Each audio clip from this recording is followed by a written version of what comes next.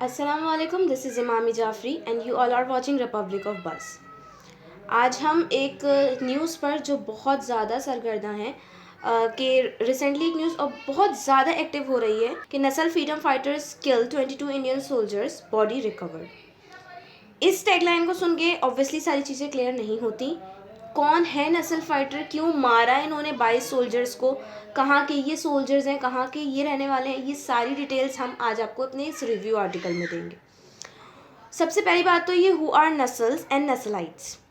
नस्ल basically term use करी जाती है, नस्ल नस्लाइट्स माओइस्ट एक टर्म यूज़ करी जाती है जो कि अपने हक के लिए खुद लड़ते हैं। कम्युनिस्ट से उनका कम्युनिस्ट कम्युनिटी से उनका ताल्लुक होता है जो अपने हक के लिए खुद निकल पड़ते हैं, जिन्हें हम नॉर्मली बागी, जिसके लिए वो निकलते हैं, जिनके खिलाफ निकलते हैं, वो बागी कहलाते हैं, मतलब वो उन्हें बागी कहते हैं।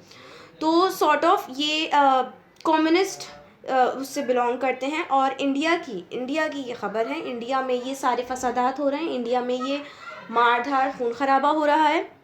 और सिर्फ एक जगह नहीं, इंडिया के बहुत सारे पार्ट में, जो कि वेस्ट बंगाल का हिस्सा है। वेस्ट बंगाल कौन सा हिस्सा है? जो ज़्यादातर फॉरेस्ट एरिया पे कवर है, जहाँ से ज़्यादातर एग्रीकल्चरल इकोनॉमी इंडिया की जुड़ी हुई है। इंडिया की जो जगह है, जो विलेज है बेसिकली, जहाँ से ये लोग आए हैं और जहाँ से इन लोगों का स्टार्टअप हुआ है, नस्लबारी एक विलेज है इंडिया में, वेस्ट बंगाल की तरफ, जहाँ से ये नस्लाइट्स और माओइस्ट कम्युनिस्ट बन के निकले हैं अपनी हक की खुद आवाज़ उठाने।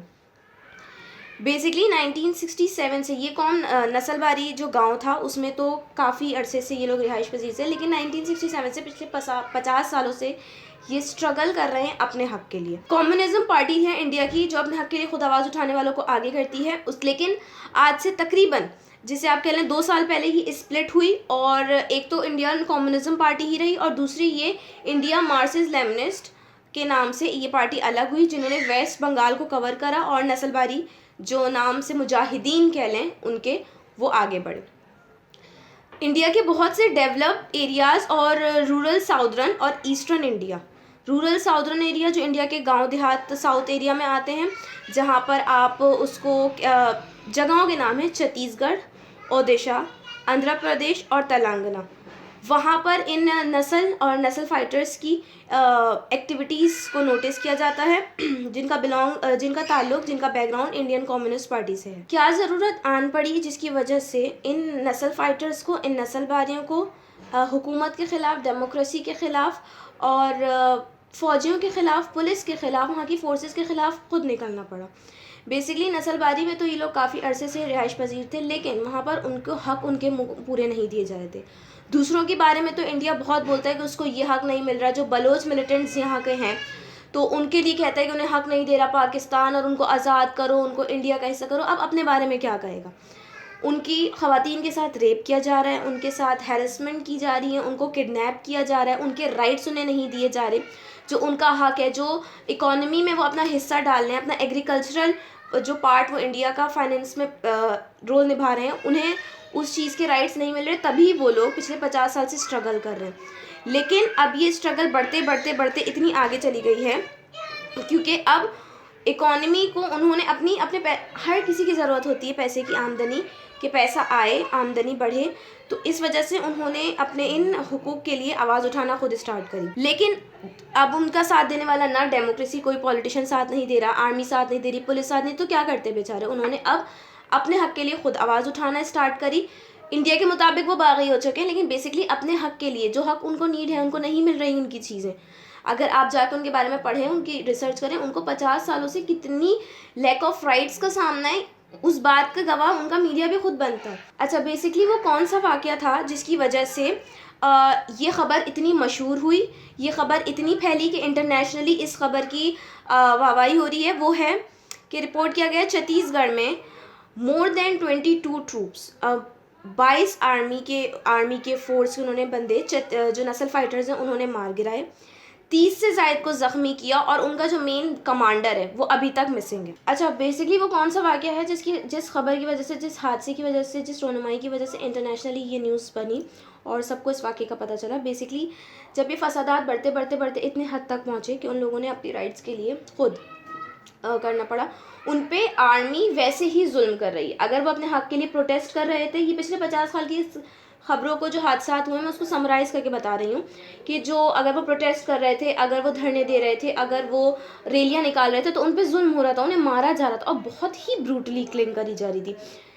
तो उन्होंने ये फ़ैसला किया कि अब इंडिया को उन्हीं की अंदाज़ में जवाब दिया जाएगा। उनकी हुकूमत जिस तरह जुल्म करती है ना, कि हम कहते हैं ईंट का जवाब पत्थर से दो, तो वो तो पूरा उठा के मार देती है। तो अब उनके लोगों ने ना उनको उनकी ज़बान में किया। क्या किया कि जब उनकी आर्मी, उनकी पुलिस, उनकी फोर्सेस उन पे जुल्म कर रही थी, उनके वुमेन के साथ जुल्म कर रही थी, उनके राइट्स नहीं दे रही थी, उन्होंने हथियार उठाए। हथियार उठा के उन्होंने 22 इंडियन ट्रूप्स को मार गिराया, 30 से ज़ायद को ज़ख्मी करा और एक उनका जो मेन कमांडर था वो स्टिल मिसिंग है। इंडियन आर्मी और उनकी पुलिस की रिपोर्ट के मुताबिक 30 इंजर्ड हैं। और जब ये हादसा पेश आया तो उसके 24 घंटे बाद जो 22 इंडियन ट्रूप्स हैं उनकी बॉडी को रिकवर किया गया। और ये सारा जो वाक़या हुआ है वो छत्तीसगढ़ सुकमा, बेसिकली छत्तीसगढ़ स्टेट की एक जगह है, वहाँ पर से बॉडीज़ रिकवर करी गई। सबसे मेन बात जिसको सुन के शायद सब लोगों के, जिसे कहते हैं ना, एक हैरान हो जाएं, इंडिया जैसी स्टेट में जो है वुमेन, जो नस्ल फाइटर्स हैं वो 60% फाइटर्स वुमेन, 60% फाइटर। और यहीं पे बात ख़त्म नहीं होती, और उनके जो डिविजन्स हैं, जैसे छत्तीसगढ़ हो गया और भी जो मैंने आपको एरियाज़ बताए, वहाँ के जो कमांडर्स हैं वो भी फीमेल्स हैं। मुझे हैरत इस बात की होती है कि 60% वो फाइटर्स की जो आर्मी है वो वुमेन पे बेस करती है, उनकी कमांडर वुमेन है। इससे ये साफ ज़ाहिर होता है कि जिसे कहते हैं ना, ओवर प्रेस्ड किया जाता है इंडियन आर्मी को, कि जब वो ख़वातीन के आगे नहीं टिक सकते तो फिर वो पाकिस्तान के आगे बड़ा होने का, पाकिस्तान से ज़्यादा बहादुर होने का क्यों नगमा गाते रहते हैं। अच्छा, ये सिर्फ सनसनी खबर नहीं है कि जिसको हमने सुना और आपके सामने बता दिया। इंडिया के बहुत ही मशहूर हिस्टोरियन और human right activist Arundhati Roy ने इस बात की खुद वजाहत करी कि इंडियन आर्मी, इंडियन पुलिस उस स्टेट में उनकी ख़वातीन के साथ किस बेदर्दी, किस वहशाना तरीके से किडनैप करके, उनका रेप करके, उनका मर्डर कर रही थी, किस तरीके से चंडीगढ़, कश्मीर और मणिपुर पे जिस तरह उन्होंने ना कब्ज़ा करके और जुल्म करते हैं। लॉ हर मुल्क का होता है, ऐसी बात नहीं कि इंडिया का लॉ नहीं, लेकिन उस लॉ को बालाए ताक रख के उस पर जिस तरह जुल्म किया जा रहा था।